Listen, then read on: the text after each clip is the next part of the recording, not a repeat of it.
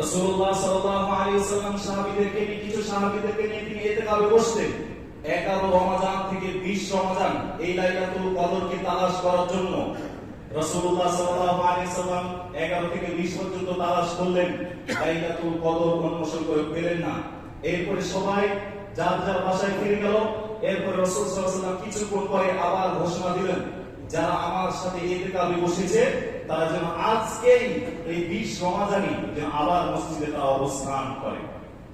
সাহাবীরা যারা ইতিকাফে বসছিল তারা আবার সবাই সেই রাতে 20 রমজানের শেষ রাতে তারা মসজিদে ইতিকাফে অংশগ্রহণ করলো।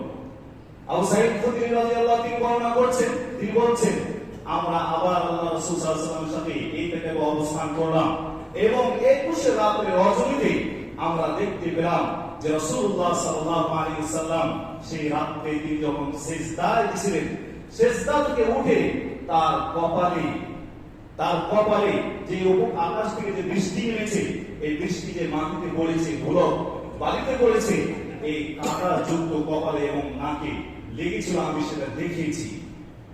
অর্থাৎ সেই রাতটি 21 রাতটি ছিল লাইলাতুল কদর।